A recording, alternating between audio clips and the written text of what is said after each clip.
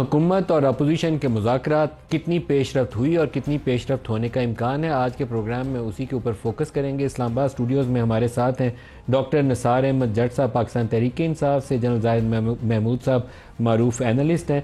इसके अलावा हामिद खान साहब और मोहसिन शाहनवाज रांझा साहब हमारे साथ होंगे। लेकिन प्रोग्राम का आगाज़ करेंगे हम यासिर हकीम जो हमारे नुमाइंदा हैं GHQ केस में। आज इंडाइटमेंट भी हुई है शाह महमूद कुरैशी और बाकी PTI लीडर्स की, तो पहले उसके हवाले से अपडेट लेते हैं जहां शाह महमूद साहब ने बात भी की है। यासिर, क्या अपडेट है केस के हवाले से? किस किस की आज इंडाइटमेंट हुई, फर्द जुर्म किस किस पे आयद हुई है?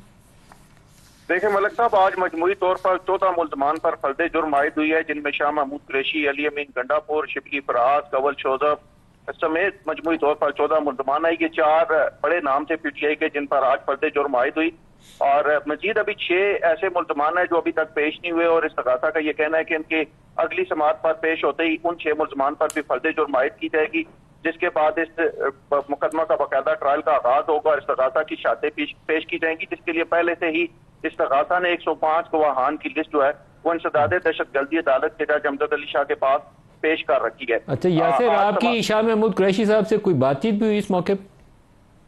बिल्कुल, आज शाह महमूद कुरैशी साहब जो थे उन्होंने मीडिया से कुछ बात भी की, और उनका जो मुज़ाकरात हो रहे हैं, मुज़ाकरात के हवाले से जो पेशरफ्त इस वक्त मुल्क में चल रही है उसके हवाले से उन्होंने बात की। उन्होंने कहा कि सियासत में मशावरत होती है और जो सुन्नत की हुकूमत मुज़ाकरात का आगाज करे, क्योंकि इससे पहले हुकूमत की मुतालबा कर रही थी कि PTI आगे कदम बढ़ाए। अब हमने कदम बढ़ाया है, हमने अपनी एक मुज़ाकराती कमेटी जो है वो तश्कील दे दी है, इसलिए अब हुकूमत अपनी संजीदगी का मुजाहरा करे। इस वक्त मुल्क में माशी इस्तेकाम नहीं, और माशी इस्तेकाम उस वक्त तक नहीं आएगा जब तक मुल्क में सियासी इस्तेकाम नहीं आ सकता।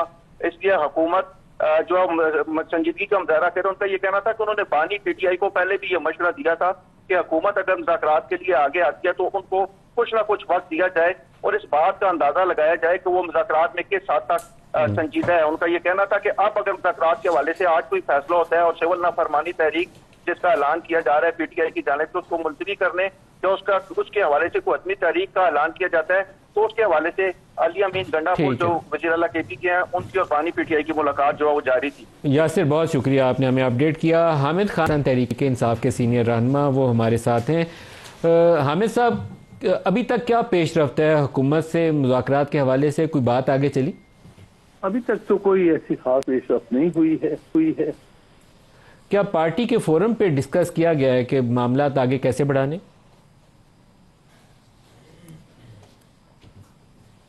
देखिए, उसमें सबसे पहली इम्पोर्टेंट चीज तो ये है कि कॉन्फिडेंस बिल्डिंग जो है वो स्टेप्स तो होने चाहिए, बगैर उसके आप कैसे मामला को आगे बढ़ाएं। तो इसलिए अभी तक तो ये भी क्लियर नहीं हुआ है कि उनकी तरफ से कॉन्फिडेंस बिल्डिंग मेजर कौन से हैं। लेकिन आमिर साहब, कौन से confidence building measures Tehreek Insaf expect करती है? हुकूमत को यानी सबसे अहम चीज तो ये है कि जो सुप्रीम कोर्ट का फैसला है 12 जुलाई का, उस पर अमल दरामद होना चाहिए। मैं समझता हूँ ये मिनिमम है। क्या पॉलिटिकल प्रिजनर्स पे बात नहीं होनी चाहिए? होनी है, बहुत जरूरी है, क्योंकि देखिए ना, पॉलिटिकल प्रिजनर्स जो है इंक्लूडिंग द चेयरमैन और वाइस चेयरमैन दोनों ही पॉलिटिकल प्रिजनर्स हैं। पंजाब की जो हेड है यास्मीन साहबा, वो भी पॉलिटिकल प्रिजनर है। तो इनकी तरफ से ये 2 चीजें जो हैं बहुत अहम है। एक तो पॉलिटिकल प्रिजनर्स को रिलीज करना, ताकि जो असल अथॉरिटीज हैं पार्टी के अंदर वो डायरेक्टली इन्वॉल्व हो सकें चीजों में, बातचीत में, और जो भी इंस्ट्रक्शंस देनी है।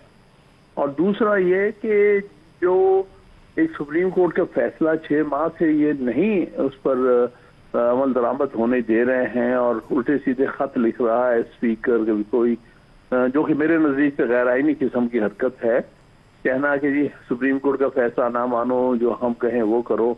तो कम से कम यहाँ से तो इब्तिदा हो बात की कि हाँ ठीक है, जो सुप्रीम कोर्ट ने रिलीफ दिया है उसको हम एक्सेप्ट करते हैं, फिर आगे चलते हैं। बहुत से लोगों का ख्याल यह है कि वाशिंगटन का दबाव जो है, ख़ासतौर पर ट्रंप इंतजामिया और उनके अहदेदार जो हैं, वो जो पोजीशन इख्तियार करेंगे वो काफ़ी पाकिस्तानी सियासत पे असरअंदाज हो सकती है। जैसे उनके नेशनल सिक्योरिटी एडवाइज़र की ट्वीट सामने आ रही हैं। आपका इस हवाले से क्या ख्याल है?